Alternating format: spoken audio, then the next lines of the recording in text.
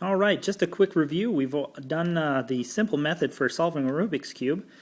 And so we're doing it by layers. We've got our top layer, and we've got our middle layer here. And we always start with the edges. We move to the corners, then we do the edges, and then we do the corners, which is where we're going to start now. So we just look around here. What we want to do first is we want to make sure that our corner pieces are where they should be. Not that they're turned in the right place, in facing the right direction, but that they're in the right position. So this one right here is a good example. You've got the orange and the green, and obviously the yellow is on the bottom, and you can see that this piece right here is actually in the right place. It's not turned in the right orientation, but it is in the right place. So let's keep looking around at our bottom corner pieces. That one, that's in the right place as well. So we got the red and the green and the yellow. So it's in the right place. This one, however, is not in the right place. So you can see you've got a red, but it's actually orange and blue on this corner piece. So you can see that this one is also not there. So these two need to switch. Now you only really use this if these pieces are not in the right position, if you need to swap them. And so this is how the move goes. You go like this, and we pull it away like that. You're just going to have to learn how to do this because it's a little difficult. Like that. Like that. I can't really explain it too much. And then turn this twice. And now, as you can see, we've got our red and blue in the right place.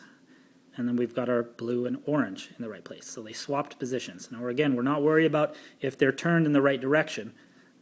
That's something we're going to do in a second here. It's actually one of the more easier moves to memorize. And so what you need to look at, first of all, is how many turns does it take a corner to be in the right position. So if we look at it this way, if you turn this counterclockwise that way, this yellow piece will go from here to here to here.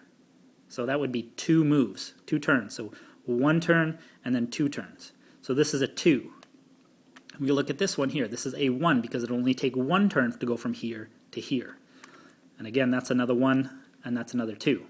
So what you want to do with this move is whatever hand or whatever side you're holding with your left hand, that is the corner that is not going to turn. So this will not turn from 2 to a 1 with this next move.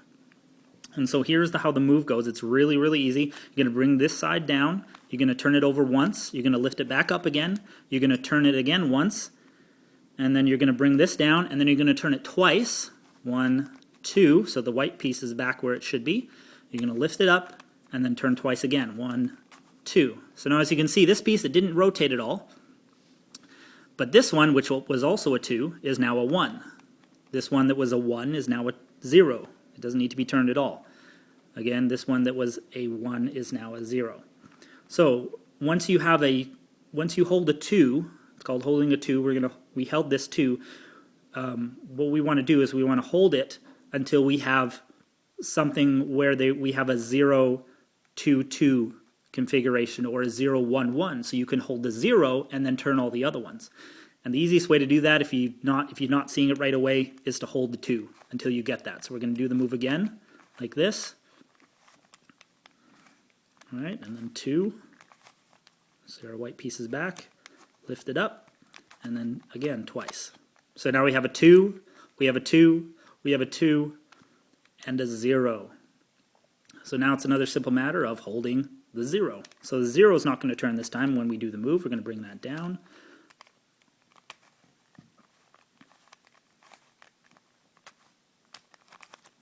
Twice, lift it up, and then spin it twice. So now see our 0 is still a 0, but our 2s are now 1s. They've turned once. So we're going to hold the 0 again. I'm going to do it one more time.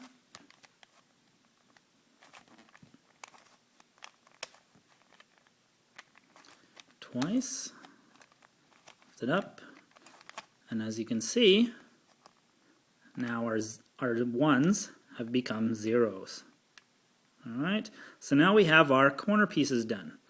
And the next set of moves are a little bit more complicated, but they're actually quite easy.